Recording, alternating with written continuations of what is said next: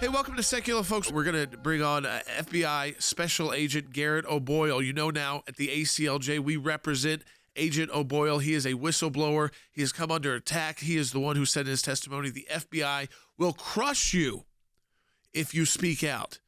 And we're supposed to have whistleblower protections in the United States of America because Congress that has oversight over these executive agencies, because they provide the funding to those agencies, has whistleblower protections so that you don't face retribution for speaking out about wrongdoing you see inside your agency. This may be the first time you've seen him outside of the committee setting, speaking out now and going through his story. So you absolutely don't want to miss our special guest today on the broadcast, FBI Special Agent, whistleblower Garret O'Boyle. And at the end of the broadcast, not the end, but towards the end, so we got to tease you. We got a big announcement coming as part of our Life and Liberty Drive. You've heard us talk about the Life and Liberty Drive all week. It continues on.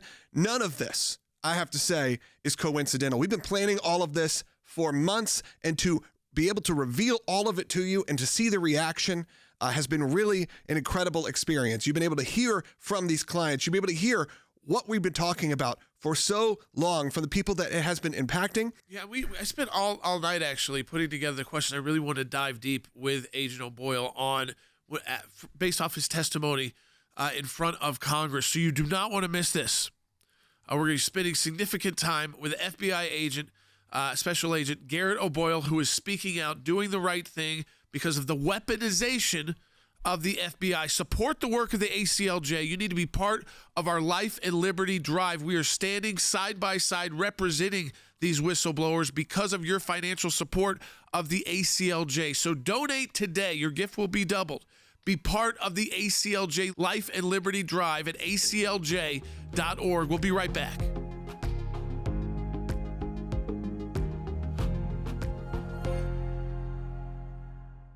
Hi, this is Jay Sekulow. You've spoken and we've heard you loud and clear. That's why this month we're doing something big. We're proud to announce our brand new ACLJ Life and Liberty Drive. Our legal teams will be focusing on the issues that you've told us matter the most to you: life and religious liberty. This month, we're redoubling our efforts to beat back the radical left's attacks on your constitutional religious freedoms and to defend the sanctity of human life. Life and liberty are the cornerstones of our great nation, but they're not guaranteed when the values we hold dear are under attack from within. It's up to all of us to take a stand or risk losing them forever. This is not just a call to fund our legal battles. This is your moment to get in the fight. Every tax-deductible gift you give will be doubled, dollar for dollar, through the ACLJ Life and Liberty Drive, and help us fight to literally save lives. Go to aclj.org right now and join us in the fight. Welcome back to Sekulow. We are joined by a very special guest right now, our client, a whistleblower, someone you've gotten to know well, watching this broadcast, watching the news. That is FBI agent, a special agent, Garret O'Boyle. And Agent O'Boyle, thank you for joining us today on the show. Yeah, thank you guys for having me, and thank you for what you're doing on my behalf and representing me. It's very surreal for me. We are so proud to represent you, the ACLJ, the entire team, and also all of our supporters and our donors that make our work possible. When we announced this, the excitement around the fact that we were stepping into this fight alongside the good people inside the law enforcement agencies in Washington, D.C., which they've been so concerned about the weaponization of these agencies. And I think to see the good people stepping up. But unfortunately, I want to start with this, and I want to get into your bio too as well because it's so impressive. But one of the most chilling things you said in your testimony was when you were asked about whether or not if someone else at the FBI had information they felt like they should blow the whistle or go to Congress and try to receive those whistleblower protections. You told them to pray about it really hard, spend a lot of time in prayer, but ultimately acknowledge that the FBI will crush you if you come out with this information. Explain to people what it means to be crushed by the FBI.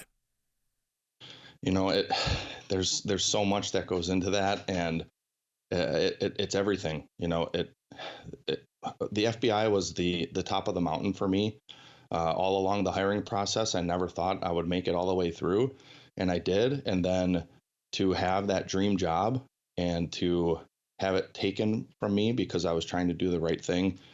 But more than that, it's really what was done to my family. They're really the casualties of war in this one. I don't really care. I touched on it in my testimony. I don't really care what the FBI does to me because, I'll stand behind my actions and everything I've done to try to uphold my oath. But what they're doing in retaliation to my family is really what has been the most difficult. And they literally take everything. In my case, they've made us homeless. We were living in an RV for weeks. And I will never be convinced that wasn't part of the retaliation. They knew that I was in the middle of that transfer. They let me transfer anyways, which is a violation of FBI policy itself. And then they knew that I had just had a baby. They knew we just sold our house. They knew we hadn't closed on our house in Virginia yet. They had all of our belongings in storage, and they do it anyways. They take your clearance and effectively terminating you essentially, and then they take your pay because you don't have a clearance. And so they literally strip everything from you. It's in a lot of ways, it's a modern day death sentence to put somebody into a position like that. I know people have heard about it. They've heard about the whistleblower situation. They've heard about some of the issues within the FBI. But when they hear from you specifically, and Jordan, when they hear these family, dire situations that we're putting our essentially heroes in, it is really alarming. And I think it clicked with a lot of people. Yeah. And we saw that reaction. We saw people really go, wow, I've kind of heard about it, but to hear about it firsthand was a lot different. Agent O'Boyle, I mean, it's again, it's fair to call you easily an American hero. I just want to remind people, before serving as an FBI special agent, you served in the 101st Airborne and fought in both Iraq and Afghanistan in Operation Iraqi Freedom and Operation Enduring Freedom. A hero alone, just by taking those action. Received the Combat Infantry badge that is awarded to those who engage in ground combat with our nation's enemies. And then, after serving in the Army and fighting in those two wars for the United States of America, you joined the police. But you not only joined the police force, I want to just talk about this because I think it speaks to your character. You've got a family, you're joining the police force, but at the same time, you decide to go back and finish your bachelor's degree, finish your college degree, so that you could apply for that, as you called it, dream job at the FBI. Right. Yeah, that's correct. And, when I got back from Afghanistan, I knew that I wasn't going to re-enlist again. And I literally thought that the hardest time of my life was over. I mean, that was foolish and ignorant looking back in hindsight, because what I'm going through now, I know I'm not getting shot at anymore, but it's been more difficult in a lot of ways. And yeah, then I became a police officer. That was a goal of mine before I even joined the Army. That's what I thought I wanted to do. And then while I was doing that, I decided to try to go back and finish my degree. So I was working third shift, and I was going to night school at Marquette University. And I ended up graduating cum laude from there. And once I was done with that, it was probably a month and a half, 2 months after I graduated, that I put in my application packet for the FBI. And 11 months later, I was on my way to Quantico. During your 4 years as a Special Agent Garret O'Boyle, again, we are representing FBI Special Agent O'Boyle, and the retaliation by these government agencies, as he said, they will crush you. So we are going to make sure that these whistleblowers who are doing the right thing are protected, that their rights are restored, that they are represented vigorously in whether it's the administrative courts or the federal courts. At the ACLJ, working alongside a team of expert attorneys in this matter. We've got attorneys on the phone as early as today with the Department of Justice and assistant U.S. attorneys there. You go on, then you serve, you get this dream job at the FBI as a special agent. Over those 4 years, you received the highest annual review an employee can receive. You were selected to a special FBI SWAT team for a new unit the FBI created. But then you felt like you started to see things that were going wrong inside the FBI. Tell people about kind of what was the impetus to say, you know what, I've got to speak out. What were you seeing? So there was a number of things that I saw, and, it's weird because there's a dichotomy there, because I really liked my job as an FBI agent. And I think just based on my short time there and my my accommodations and the things I was accomplishing and doing, and making a SWAT team and making a new unit in Virginia and getting selected for those things. That's one area of that career. And then the other is seeing things that are wrong, and it started with the EDU officials threat tag. So in most mainstream media outlets, they call it like a school board threat tag. And a different whistleblower, I think actually there were multiple whistleblowers who brought that forward. That's when I first learned of that. And then that's one of the things that I ended up disclosing to Congress further. Congressman Jim Jordan touched on it at my testimony.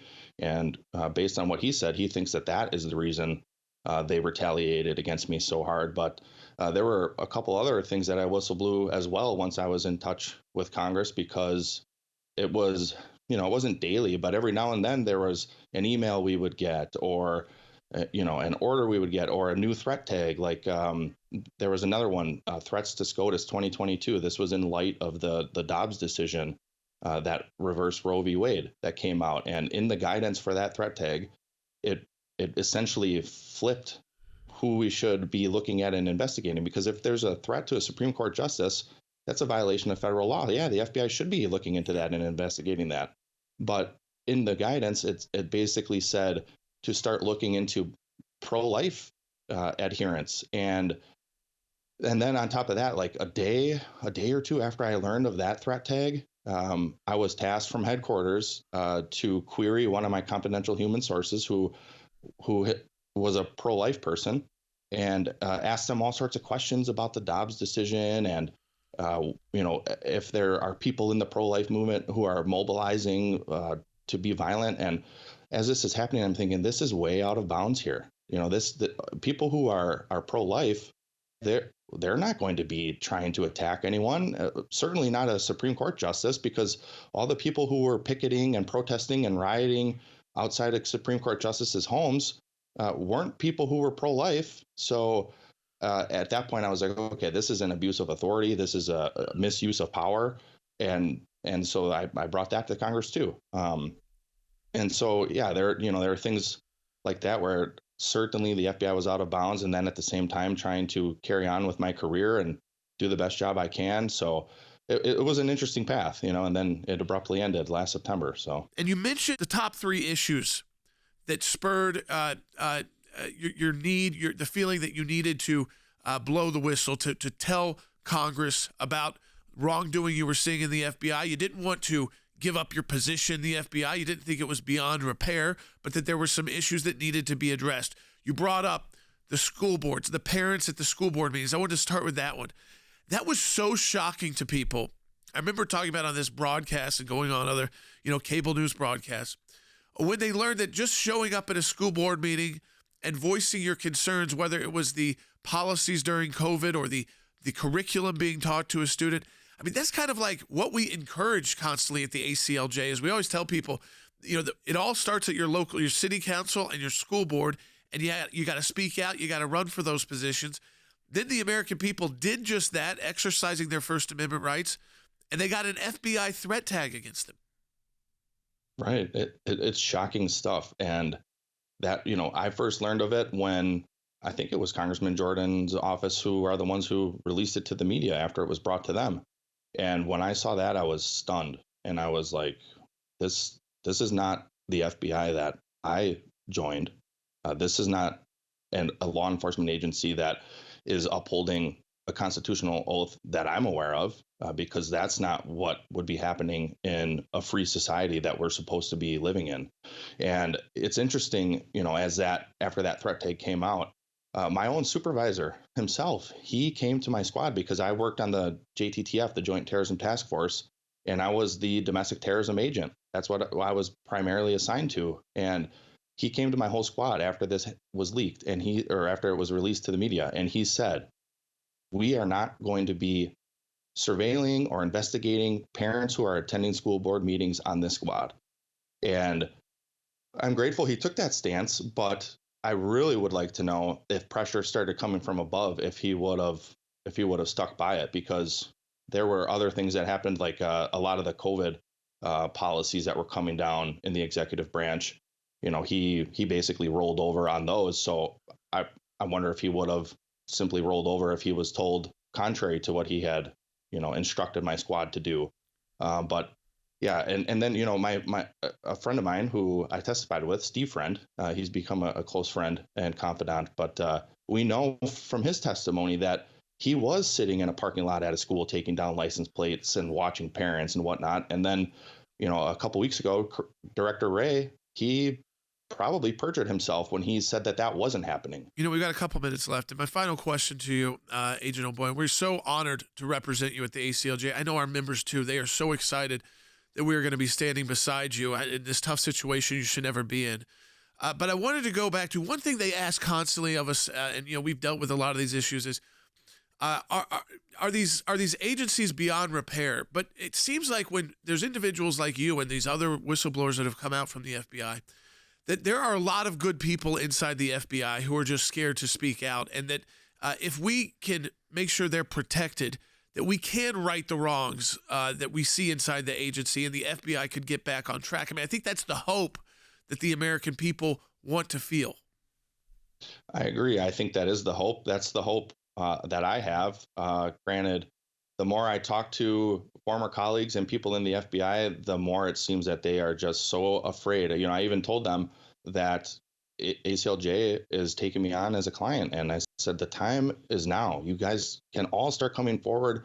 We have the legal capability. We have the connections to Congress. Like, everybody needs to be whistleblowing about the things they're seeing, because I'm sure what me and others have done, we're just scratching the surface. Agent O'Boyle, again, and that call you said right there, what you said right there too, the ACLJ, we've got the resources, we have the support, we've got the attorneys, we've got the experts to stand by you in this fight, to stand by other whistleblowers in this fight. And I think you said it right. This is the time to speak out, because big organizations are ready to stand with you. Thank you for joining us today. We're proud to represent you. I'm sure we'll have you back on the broadcast soon. Yeah, absolutely. Looking forward to it. Thank you, Agent O'Boyle. And like Jordan said, stay tuned. If you don't get us for the second half hour on your local radio station, find us broadcasting live on social media right now or on Sirius XM, aclj.org directly, because we have a big announcement coming here at the end of this broadcast. And this is the time, folks, to donate to the American Center for Law and Justice, our Life and Liberty Drive, because we're going to be taking on more clients like Agent O'Boyle. We need your support today. Donate today. Be part of the Life and Liberty Drive at aclj.org.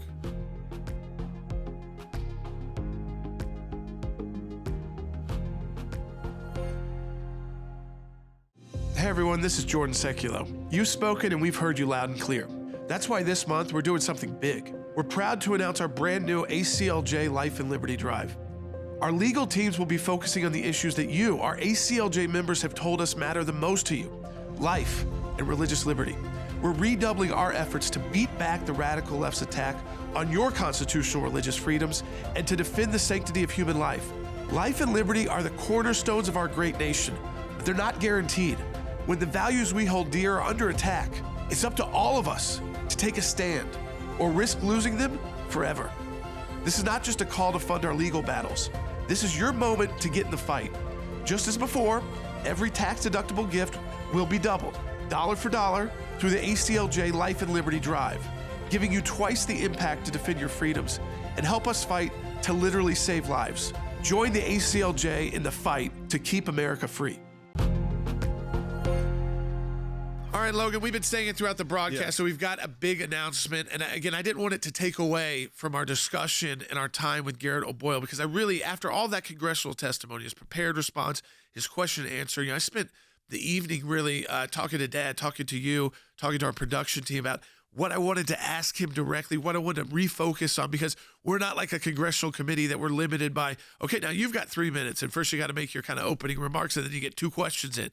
And I think we were able to do that, really flush out why these agents are willing, because they love their country so much. And Logan, a big announcement right now. We are representing a second whistleblower from the FBI. You remember him, Marcus Allen. He blew the whistle on the weaponization of the FBI and the targeting of conservatives. He also is an American hero, Logan. Yes, I mean, absolutely. All these guys we talked to have already done enough for the country to where, they're heroes. Marcus Allen, for instance, in his background, before joining the FBI, served in the Marines from 2000 to 2005. Quite a time to serve in the Marines. He was deployed to Kuwait and served 2 tours in Iraq and contributed to Operation Iraqi Freedom. Interesting, though, he was primarily in analytical and intelligence roles because the violence got so extreme. That was the beginning of those conflicts. He was actually exposed to live enemy fire on numerous occasions, awarded the Navy and Marine Corps Commendation Medal and the Navy and Marine Corps Achievement Medal. And like Garret O'Boyle, that's what I love about these guys. Like Garret O'Boyle went right from the military to serving in the police to getting his degree so he could serve his dream job at the FBI. Marcus Allen, after retiring from the military, joins the FBI. Logan was the FBI Employee of the Year in 2019 in his Charlotte, North Carolina field office. I think we should actually hear from... Can I add one more thing? Yes, go ahead.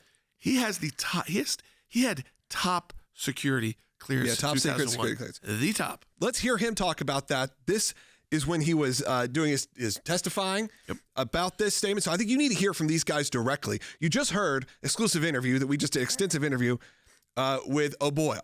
Now we move on. We don't move on. We move to another new person, and we're going to tell you why it's important for you to be a part of this after this. But listen directly from the source. This is Marcus Allen. Let's go to Bite 11. As the holder of a top secret security clearance since 2001, I've been trusted with the nation's greatest secrets. So why am I here today? Despite my history of unblemished service to the United States, the FBI suspended my security clearance, accusing me of actually being disloyal to my country. This outrageous and insulting accusation is based on unsubstantiated accusations that I hold conspiratorial views regarding the events of January 6, 2021, and that I allegedly sympathize with criminal conduct. I do not. I mean, Logan, these guys, again, even before they were at the FBI, put their life on the line for our country, voluntarily, knowing that they were going into combat, knowing they were going into dangerous situations. And then they come back and they say, you know what? I did that. I'm going to continue to serve in law enforcement capabilities, which again is putting your life on the line. Even if you're not right in the front lines on the field, Marcus Allen, when he was in the military, still came under live fire. I mean, that was that was the invasion times in Iraq and Afghanistan. So, I mean, you realize they have not only weaponized the FBI, but they are demonizing American heroes that the ACLJ is now standing side by side with. So I just want to make sure you understood clearly. We are now representing a second whistleblower, Marcus Allen, who is, again, from the FBI. And we are going to make sure our attorneys are literally on the phone today with Washington, D.C. Department of Justice attorneys on these matters. So while we're on the air, we've got ACLJ attorneys talking to the Department of Justice. And these are people, I want to make sure this is clear too, that have been suspended without pay for now over a year. Yep. And these are young guys with young families, and they're not allowed to take outside income from other places. So you're talking about the FBI really just putting a hamstring on these guys for just speaking up a little bit on an issue that maybe doesn't fit their narrative. So whether that was with the last guest we had on with O'Boyle, talking about maybe the pro-life side of this, or then you have Marcus Allen talking about really a very limited, I think we should keep listening to him, a very limited just response about January 6th, nothing that could really be deemed that conspiratorial. Yeah, I want to go to that bite in a second. I mean, literally what he was doing was sending over public news articles as they were beginning the investigation into the violence on January 6th. And you listen to all these guys. None of them supported the violence. Like all of us, they condemned the attack on our nation's capital, that peaceful protest turned into a violent protest. None of them said that was right. What they were trying to do was, from the onset of the investigation, making sure they got it right. What you want the FBI to be doing. Let's take a listen. Let's go to Bite 12. This is, again, Marcus Allen. I was not in Washington, D.C. on January 6th, played no part in the events of January 6th, and I condemn all criminal activity that occurred. Instead, it appears that I was retaliated against because I forwarded information to my superiors and others that questioned the official narrative of the events of January 6th. As a result, I was accused of promoting conspiratorial views and unreliable information. Because I did this, the FBI questioned my allegiance to the United States. These were articles in mainstream media outlets.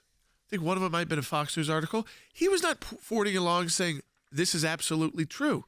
What they do as investigators is say, let's take in everything, including some of the crazier ideas. And let's put it all together before we go launching FBI raids on people's homes and doing those mass arrests, which they did after January 6th.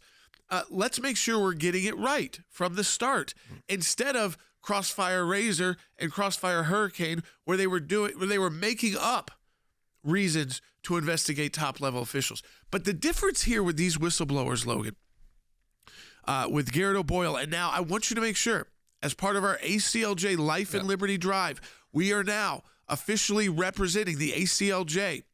FBI whistleblower Marcus Allen, who you just heard from there. I'm sure we'll get him on the broadcast next week. So I want you to understand why it is so important for you to be part of this ACLJ Life and Liberty Drive.